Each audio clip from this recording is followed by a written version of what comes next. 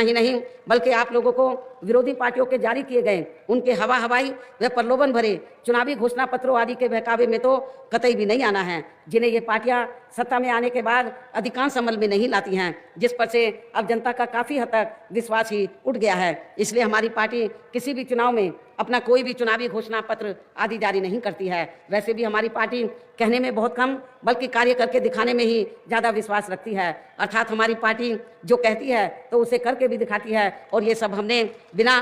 घोषणा पत्र जारी किए हुए उत्तर प्रदेश में करके भी दिखाया है। और अब मेरा यही कहना है कि आप लोगों को अपने खुद के व अपने प्रदेश के भी हित में यहाँ अपनी पार्टी बीएसपी को ही सत्ता में लाना बहुत जरूरी है। तभी फिर यहाँ आपके प्रदेश में परम पूज्य बाबा साहब डॉक्टर भीमराव अंबेडकर एवं मान्यवर श्री कांशीराम जी आदि का भी अधूरा रहा सपना सही साकार हो सकता है, जिन्होंने कदम कदम पर अनेकों कष्ट झेलकर अपनी पूरी जिंदगी यहाँ खासकर कमजोर एवं उपेक्षित वर्गों के लोगों को अपने पैरों पर खड़ा करने के लिए समर्पित की है। जिसे भी खास ध्यान में रखकर अब आप लोगों को यहाँ अपने प्रदेश में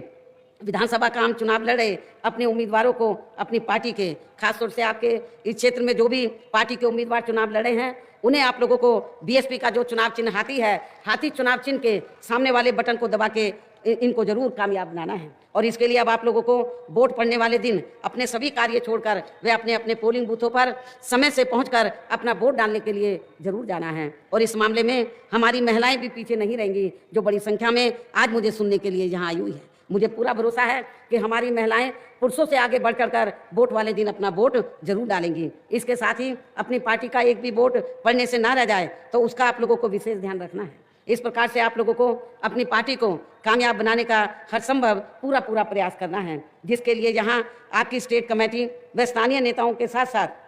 पार्टी के राज्यसभा सांसद श्री रामजी गौतम व इनके अन्य सभी साथी भी पूरे जी जान से लगे हैं। हालांकि श्री आकाश आनंद ने भी चुनाव घोषित होने से पहले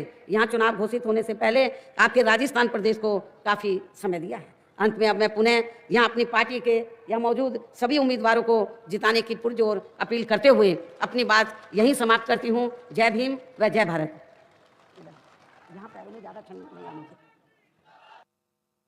काफ़ी ज़्यादा परेशान व आंदोलित भी रहा है,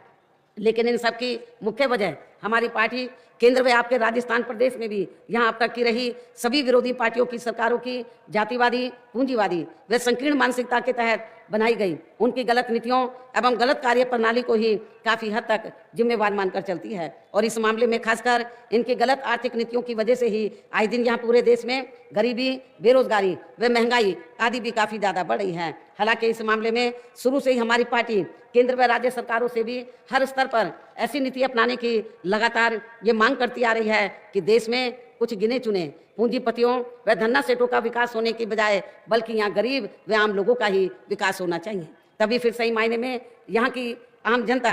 अपनी गरीबी, यहाँ की गरीब आम जनता अपनी गरीबी, बेरोजगारी, महंगाई व अन्य और भी सभी समस्याओं से काफ़ी हद तक निजात पा सकती हैं। इसके साथ साथ अब अपने देश में भ्रष्टाचार भी हर स्तर पर काफ़ी ज़्यादा बढ़ा है, जिससे आपका खुद का अपना राजस्थान प्रदेश भी अछूता नहीं रहा है। और इन सब के लिए हमारी पार्टी आज़ादी के बाद से लेकर अभी तक केंद्र व देश के अधिकांश राज्यों में तथा आपके खुद के अपने राजस्थान प्रदेश में भी ज़्यादातर सत्ता यहाँ गलत पार्टियों में से खासकर कांग्रेस, बीजेपी व इनकी सहयोगी पार्टियों के हाथों में ही आने को मानकर चलती है। और इन सभी विरोधी पार्टियों को हमारी पार्टी इसलिए भी जिम्मेवार मानकर चलती है क्योंकि आज़ादी के बाद से लेकर अभी तक लगभग ये सभी विरोधी पार्टियां केंद्र व देश के अधिकांश राज्यों में भी ज़्यादातर यहाँ बड़े बड़े पूंजीपतियों व धन्ना सेठों की ही आर्थिक मदद से सत्ता में आती रही हैं। और सत्ता में आ जाने के बाद फिर ये पार्टियां अधिकतर मामलों में अपनी आर्थिक एवं अन्य सभी नीतियाँ यहाँ आम जनता की समस्याओं को दूर करने के हिसाब से तैयार नहीं करती हैं, बल्कि देश के उन बड़े बड़े पूंजीपतियों व धन्ना सेठों को ही फायदा पहुंचाने के हिसाब से अपनी अधिकांश नीतियां तैयार करती हैं, जिनके धन व बल से चुनाव लड़कर ज़्यादातर ये पार्टियां केंद्र व आपके राज्य सहित देश के अन्य राज्यों में भी अभी तक यहाँ सत्ता में आती रही हैं, जिसके कारण ही अब पूरे देश में व आपके खुद के अपने प्रदेश में भी अभी भी हमें यहाँ सर्व समाज के लोग अधिकांश मामलों में अपनी विभिन्न समस्याओं को लेकर काफ़ी ज़्यादा दुखी व परेशान ही नजर आते हैं। जबकि पूरे देश में बीएसपी ही अकेली एक ऐसी पार्टी है जो विरोधी पार्टियों की तरह देश के बड़े बड़े पूंजीपतियों व धन्ना सेठों की आर्थिक मदद से नहीं बल्कि अपनी पार्टी के ही आम कार्यकर्ताओं की आर्थिक मदद से चुनाव लड़कर या केंद्र व राज्यों की सत्ता में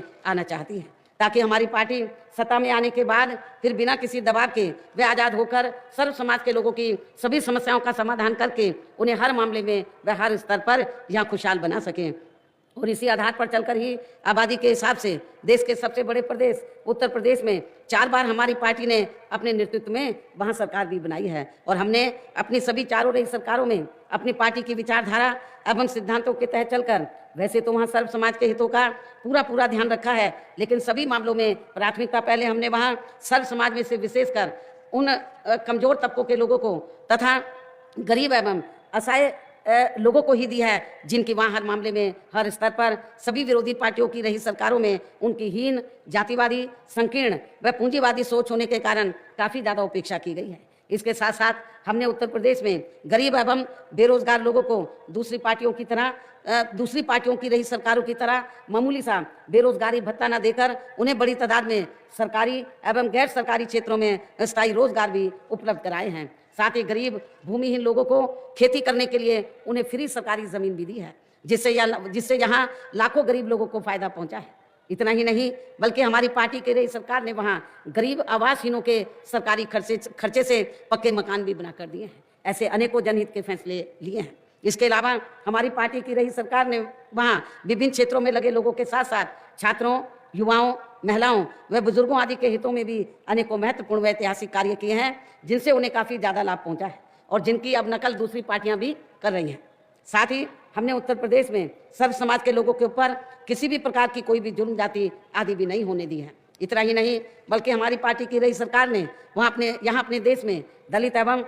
अन्य पिछड़े वर्गों में समय समय पर जन्मे हमारे महान संतों, गुरुओं व महापुरुषों में भी खासकर महात्मा ज्योतिराव फूले, छत्रपति शाहू जी महाराज, श्री नारायण गुरु, बाबा साहब डॉक्टर भीमराव अंबेडकर एवं मान्यवर श्री कांशीराम जी आदि को भी विभिन्न रूपों में पहली बार वहाँ पूरा आदर सम्मान दिया है, जिन्हें विरोधी पार्टियों के लोग अभी तक भी आसानी से पचा नहीं पा रहे हैं। इस प्रकार से उत्तर प्रदेश में हमारी पार्टी ने अपने सभी चारों रहे शासनकाल के दौरान वहाँ हर मामले में व हर स्तर पर सर्व समाज के लोगों को काफ़ी बेहतरीन सरकार दी है। और यदि आप लोग भी यहाँ अपने राजस्थान प्रदेश में आम जनहित के व खासकर कमजोर एवं उपेक्षित वर्गों के हितों में ऐसे ही कार्य करना चाहते हैं, इसके साथ ही आपके प्रदेश की जनहित से जुड़ी जो भी यहाँ स्थानीय समस्याएं हैं तो उन्हें भी दूर करना चाहते हैं, तो फिर आप लोगों को भी उत्तर प्रदेश की तरह ही अपने राजस्थान प्रदेश में भी अपनी पार्टी को हर मामले में मजबूत बना के यहाँ अपनी खुद की सर्व जनहिताएं व सर्व जन सुखाय की नीतियों पर आधारित सरकार बनानी होगी, जिसके लिए अब आप लोगों को यहाँ अपने राजस्थान प्रदेश में